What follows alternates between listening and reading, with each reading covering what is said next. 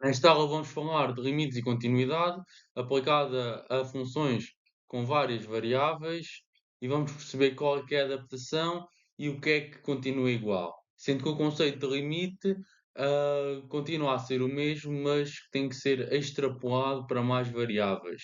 Já vamos ver isso mais à frente. Importante saber que limite e continuidade serve para quê? Serve para estudar uma função. Eu saber um limite num ponto, eu sei por onde é que vai tender. Se, por exemplo, se vai fazer uma assíntota, vai tudo para cima, se vai tudo para baixo, se vai tender para um certo número. Se ali não tem limite, por exemplo, a continuidade também de forma semelhante, sendo que a continuidade só se avalia no domínio. Nesta cadeira vai ser preciso também o conceito de limite, que terá que ser adaptado. Em vez de ser simplesmente eu me aproximo para um ponto do x à esquerda à direita e o valor da imagem y vai se aproximar por um valor, quer seja por valores um bocadinho superiores ou um bocadinho inferiores, que a diferença é que o domínio vai ser pelo menos um plano. É isso que nós vamos ver. Ou seja, eu estou-me a aproximar por valores que eu não sei se é à esquerda, se é à direita, se é em cima, em baixo, se é numa direção oblíqua, não sei. Estou-me a aproximar de um ponto. Quando eu me aproximo aqui um ponto, olhem aqui abaixo, quando eu me estou a aproximar neste ponto, o que é que acontece aqui no eixo dos resultados? Que neste caso, um gráfico de 3 dimensões, o eixo de resultados seria o eixo Z. O que é que acontece? Eu estou-me a aproximar, quer seja por valores superiores ou inferiores. Se isso acontecer, quando eu me aproximo no ponto do domínio, se o ponto das imagens se aproximar de um determinado valor, esse determinado valor, no qual as imagens vão sucessivamente se tornando mais próximas desse valor, então isso é o valor do limite. Que nós podemos tentar perceber aqui a definição. Aqui não vai ser preciso usar a definição para chegar ao valor do limite, o professor já disse que não era preciso, tal como não foi preciso em análise 1, mas o conceito no fundo é, se eu me estou a aproximar de um determinado valor de A, lembrando aqui que este conceito de x igual a x1, x2, x3, não sei quantos, representaria, por exemplo, as variáveis x, y, z, w, por aí fora. Mas aqui, como eu posso ter uma função com muitas variáveis e não só duas variáveis independentes, como nós vamos trabalhar mais aqui em análise 2, eu posso ter várias. E como as letras me podem acabar, eu digo que estou ali só no x, mas digo que é x1, x2, x3, é uma nomenclatura. Assim como o A, a mesma coisa. O A seria o A1, A2, A3. Por exemplo, o que é que seriam o A1 e o A2? Seria o A e o A2 seria o B, que é o que nós costumamos falar mais.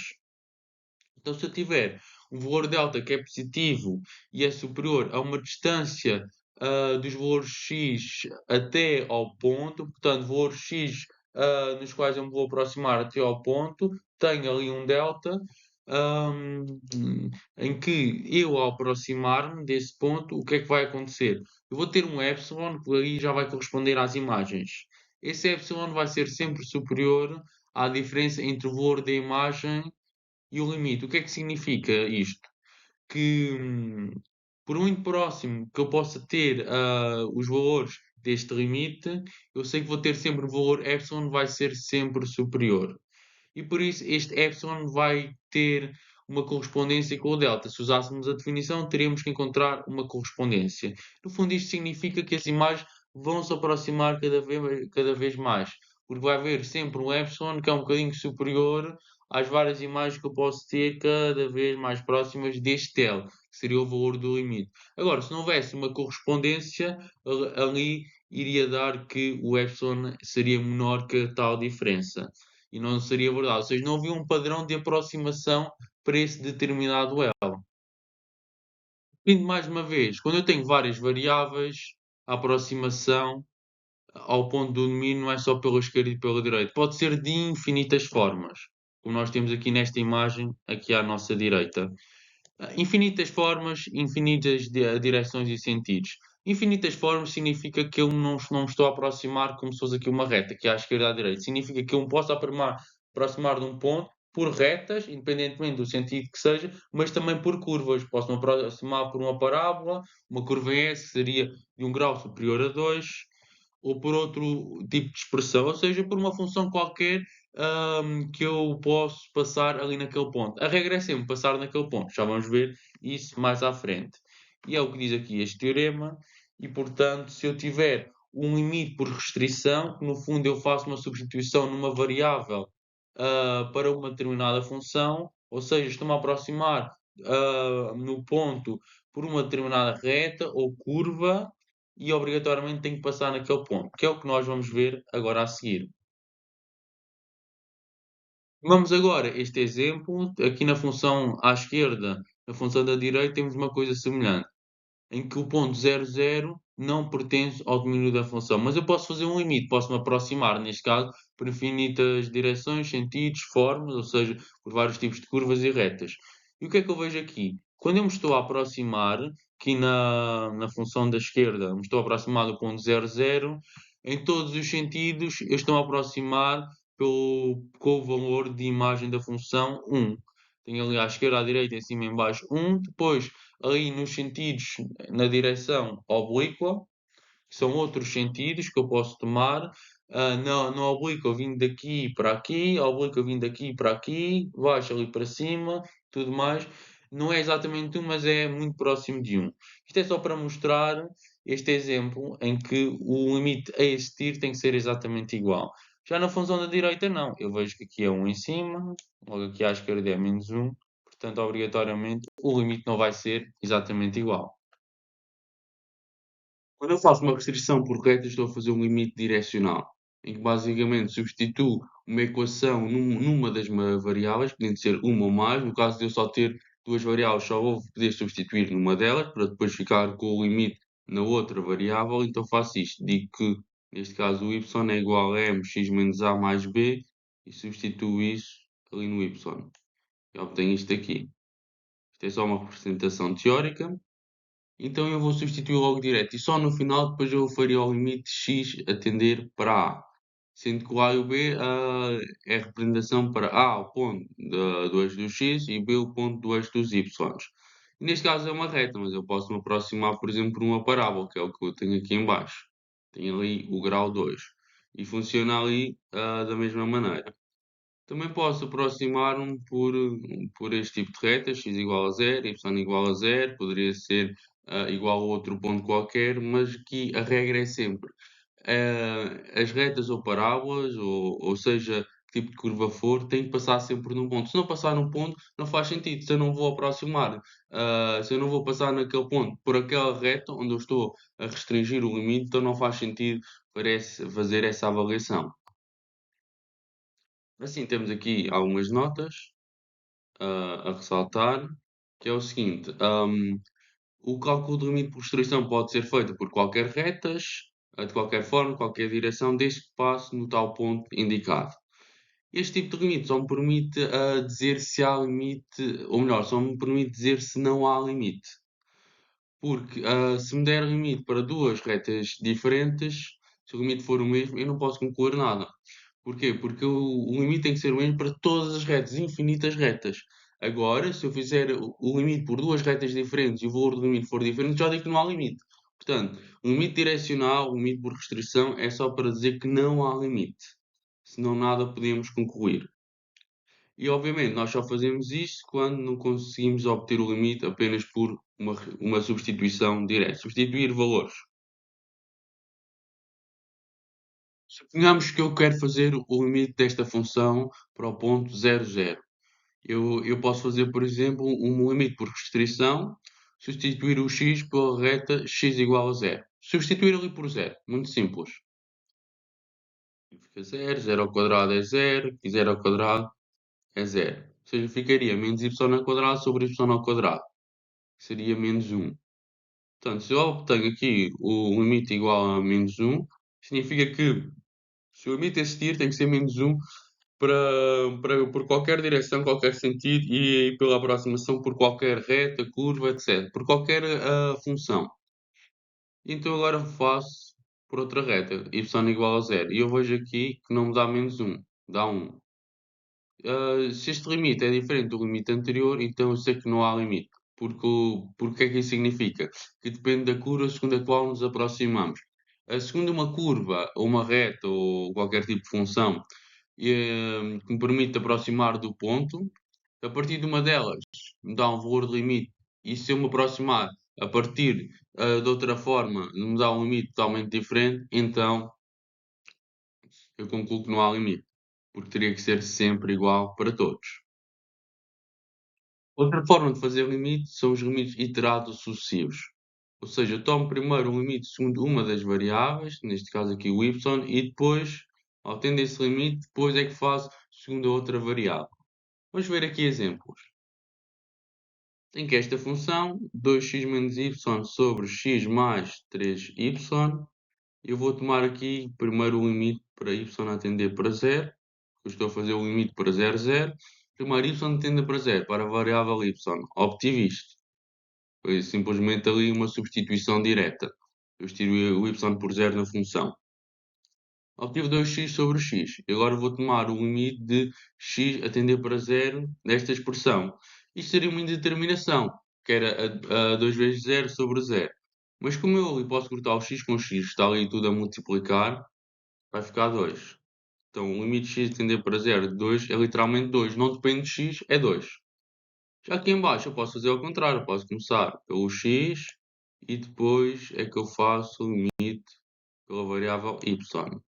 E aqui, de forma semelhante, eu vou cortar aqui o y. Vai ficar menos 1 terço. E o limite de y a tender para zero de menos 1 terço é literalmente menos 1 terço, porque não depende de y. Na aula anterior, nós tínhamos visto que para saber o domínio de uma função vetorial tinha que fazer a interseção dos domínios de cada uma das funções componentes. Aqui neste caso, esta é o f1 e f2, função componente 1 e função componente 2. No caso dos limites, o que é que eu tenho que fazer? Tenho que fazer os limites das duas funções componentes separadamente. E eu fazendo isto, vou fazer aqui a substituição direta e vai-me dar 0 e menos 1. Então o limite agora é 0 menos 1. Não vai dar apenas um valor. É um limite para cada uma das funções componentes. Agora, para quem tem mais dúvidas, vamos olhar aqui para o limite da primeira função componente. Eu, por substituição direta, tenho aqui o meu log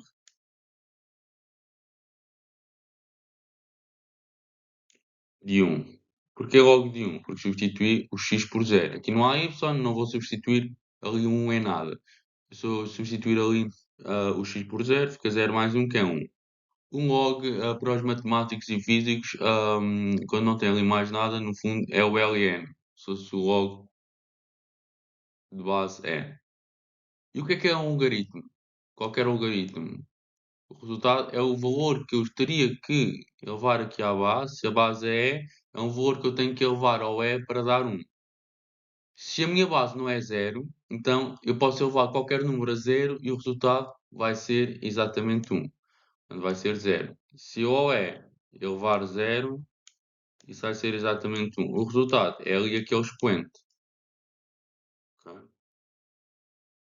No outro caso, eu fui só substituição direta, vai ficar 0 menos 1, isto agora para a segunda função, 0 menos 1 sobre 1 mais 1.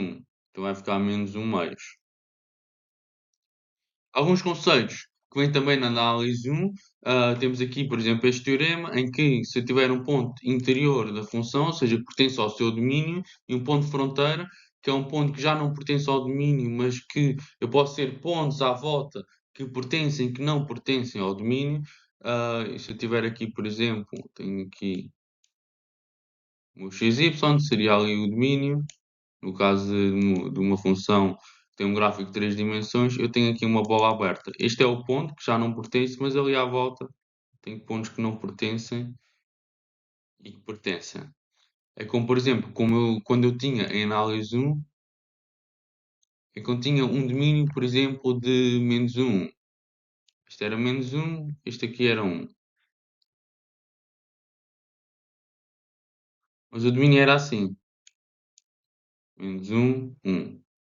Ou seja, o ponto menos 1 e o ponto 1 já não pertenciam, era aqui uma bola aberta. Mas eu consigo ter um intervalo um bocadinho à esquerda, um bocadinho à direita, e onde tenho ora pontos que pertencem, ora pontos que não pertencem. Por exemplo, ali em menos 1, se eu fizer valores um bocadinho à esquerda, já não pertencem, mas se eu fizer valores ali um bocadinho à direita, já pertencem. No caso 1, ao contrário, à esquerda pertencem, à direita já não pertencem. E então, se eu tiver esta condição, uma função f de x é menor ou igual que g de x, então eu posso lhes colocar o limite, essa condição continua verdadeira, ou seja, o facto de uma ser menor ou igual que a outra. Aqui eu vou ter o teorema do confronto, onde aqui eu vou mexer com três funções. Tenho a função onde eu quero avaliar o meu limite, então vou pegar nessa função e criar outras duas funções. Uma função que tem só valores inferiores, outra função que tem só valores superiores. Vou calcular nessas duas novas funções os seus limites. Se esse limite for igual nas duas, então o limite da função do meio, que era a que eu queria avaliar, também vai ter o limite exatamente igual. Depois aqui operações com limites. Se eu tiver o limite da soma, isso é igual a fazer a soma dos limites. Posso separar. Posso separar também na subtração, na multiplicação, na divisão também. Quando eu tenho um expoente ou uma raiz, eu posso meter o limite lá para dentro, faço o limite lá dentro e depois faço ou o expoente ou então a raiz quadrada, dependendo do caso. Portanto, o limite passa lá para dentro. Olhando aqui para este exemplo, quero avaliar o limite da função x seno de 10 sobre x. Eu vejo que ela está aqui limitada entre duas funções, ou seja, as suas imagens. A função propriamente, ainda não estou a falar do limite. Está limitada entre a função módulo, faz assim, e a função menos módulo, faz assim para baixo. Mas está delimitada ali entre imagens de outras duas funções. Agora preciso do quê? Dessas duas funções novas, função módulo e a função módulo de x e a função menos módulo de x, tenho que fazer o seu limite e ver se é igual ou não. Por substituição direta é zero nos dois. Então, se é zero nos dois, eu chego aqui a isto. Coloquei o limite e tal. Se o limite é igual aqui na função da esquerda, na função da direita, então o limite no meio também é exatamente igual. Exatamente igual a zero. Não tem nada que enganar. Tenho aqui este exemplo com a seguinte função: x ao quadrado y ao quadrado sobre x ao quadrado mais y ao quadrado. Eu vou criar outras duas funções. A função zero, simplesmente, é uma constante. Seria um plano horizontal, por exemplo. E depois aqui uma outra função, que basicamente é a função do meio, só que tem o mais x elevado a 4. Qualquer coisa que eu adicione em uma função vai ser superior do que a função anterior. E agora, sabendo disso, eu tenho que fazer o limite do zero, que é zero, e o limite desta nova que eu criei, e ver se também é zero ou não. O que é que eu faço? Vou meter x ao quadrado em evidência, vai ficar ali x ao quadrado, entre parênteses, y ao quadrado mais x ao quadrado. Isto se eu fizer distributiva tenho exatamente o que eu tinha antes. X ao quadrado, y ao quadrado, x ao quadrado vezes x ao quadrado é x elevado a 4. Então há assim uma equivalência. O objetivo disto foi o quê? Cortar esta expressão aqui com a de baixo e deixar de ter uma indeterminação. Porque anteriormente eu teria ali uma indeterminação que era o zero sobre zero. Fiz isso para tirar. E desta forma vou ficar apenas com o x ao quadrado. O limite x tender para zero, x ao quadrado é literalmente zero. Então à esquerda é zero, o limite, à direita também é zero. Então o limite da função do meio também vai ser zero pelo teorema do confronto. Para sintetizar, em primeiro lugar, quando eu quero fazer um limite, faço substituição direta. Se eu estou a fazer o x tender para 2, o y a tender para 3, vou substituir esses valores na função e ver qual é que vai ser o meu limite. Se não der, ou seja, se eu tiver uma indeterminação, faço uma restrição por retas. Substituo ali por uma reta, depois tomo o limite noutra variável e vejo se eu já consigo tirar a minha indeterminação e saber o valor do limite. Se não, posso usar o teorema de confronto, que já expliquei, que não é sempre fácil utilizar, ou então a definição, que não vai ser precisa, mas isto seria a outra opção, só para ficarem mesmo a saber. Olhando para a continuidade, sabemos já da análise 1 que para uma função ser contínua num ponto, tem que haver limite nesse ponto. Em primeiro lugar, se não houver limite, nem adianta falarmos se há continuidade ou não. Não vai haver.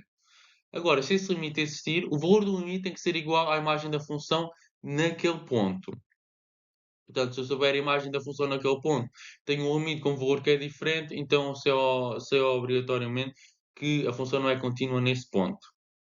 Temos aqui algumas revisões também de análise 1, já sabíamos isto, que para eu não ter que fazer o limite em todos os pontos, eu já sei que todas as funções polinomiais, trigonométricas, exponenciais, logarítmicas, inversas de função contínua, por exemplo, o arco seno, o arco cosseno, o arco tangente, que são inversas de contínuas, e a função composta, estas todas são contínuas.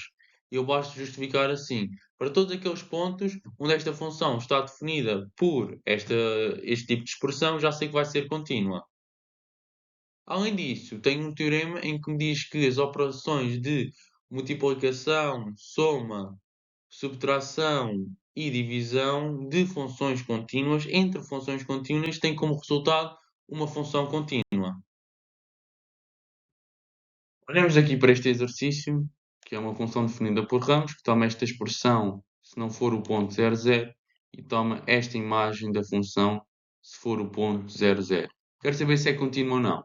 Então eu vou ver o primeiro caso mais geral. O caso mais geral aí em cima é um quociente de polinómios. Qualquer operação, soma, subtração, divisão e multiplicação entre funções contínuas, e os polinómios são funções contínuas, tem como resultado uma função contínua. Então, a partir daí, eu, eu digo logo que o ramo de cima, quando xy não é zero, vai ser uma função contínua.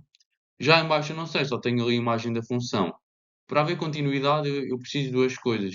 De haver limite naquele ponto e desse limite ser igual à imagem da função. Já sei que a imagem da função é 1. Já me diz ali a função definida por ramos. Ali o ramo de baixo tem o valor 1.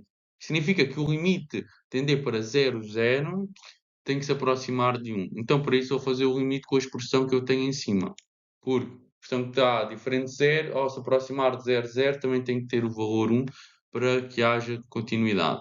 E para isto, o que é que eu posso fazer? Por exemplo, posso fazer a partir de uma reta, y igual a mx. Mas porque é que não é aquelas questões que nós tínhamos visto de m, x menos a mais b, porque agora o a e o b é 0, 0. Se fosse outro ponto, teria que ser, se fosse o ponto 2, 3, seria m x menos 2 mais 3. Normalmente, quando eu tenho aqui graus superiores a 1, eu costumo fazer por parábola. Mas nós podemos ver aqui, por esta reta, também nos vai permitir saber aqui a resposta. Se fiz ali a substituição, o y passou a ser mx, mas o y estava ali ao cubo, então fica m ao cubo, x ao cubo. E no denominador também faço a mesma coisa. Substituo o y, estava anteriormente y ao quadrado, passou a estar m ao quadrado, x ao quadrado. Vou ali pôr o x ao quadrado em evidência e vou cortá-los. E agora, se eu tomar o limite para zero, já sei. Se eu só dependo de x no numerador, substituo só no numerador por zero. O numerador é zero. Ali uma multiplicação. Se o numerador é zero, então o resultado todo, ali do quociente, numerador e denominador, o resultado vai ser zero. E o zero é diferente da imagem da função. É diferente daquele 1 que me tinha dado. Eu não sei exatamente se tem limite ou não, porque eu teria que fazer por duas retas, segundo o que nós tínhamos visto. Mas atenção, neste caso, eu sei que para haver continuidade, o limite a existir tem que ser 1. Portanto, quer o limite exista ou não exista, ele teria que ser 1 para a função ser contínua. Então eu já sei que não. Não há continuidade da função quando o x e o y toma os pontos 0, 0, porque eu testei um limite a partir de uma reta e esse limite não era igual à imagem da função. Portanto, o que é que eu concluo? Concluo que a função é contínua, exceto no ponto 0, 0, é o único ponto onde a função não é contínua. Eu já tinha falado que seria uma bola aberta, que é ali uma vizinhança, e o ponto de acumulação é esse valor que tem uma vizinhança com valores que pertencem e não pertencem. Já tinha falado que seria isso. Temos aqui um exemplo que nós tínhamos visto em análise única, também já tinha explicado anteriormente, que é quando um ponto não pertence ali à função, mas está ali muito próximo, eu consigo ter uma vizinhança e consigo ter ali valores à volta, que no caso de R2 seria assim uma circunferência ali com vários valores, uns que pertencem e outros que já não pertencem. E esse ponto onde se verifica essa vizinhança é o ponto de acumulação. Pode fazer sentido na física, por exemplo, eu avaliar uma função por um ponto em que matematicamente não faria sentido, porque é uma condição impossível, por exemplo, nos números reais.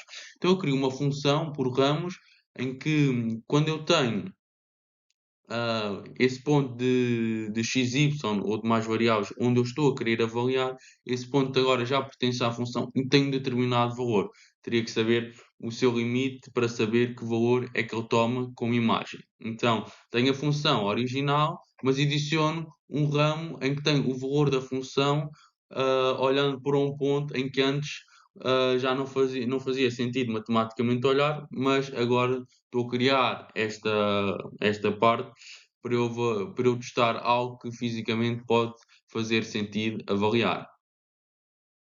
Na próxima aula vamos falar da derivação e vamos ver como é que o conceito de derivada que vimos em análise 1 se vai aplicar agora em análise 2 com mais variáveis. Peço que revejam bem esta aula, façam exercícios, vejam também a primeira aula e possam também fazer alguns exercícios de derivadas, tal como nós fizemos em análise 1. Porque agora nós vamos também usar as mesmas regras de derivação, ali com uma pequena adaptação, mas o conceito vai ser exatamente o mesmo, as regras vão ser exatamente as mesmas, e isso vai ser importante para nós seguirmos este nosso percurso para passar à análise 2.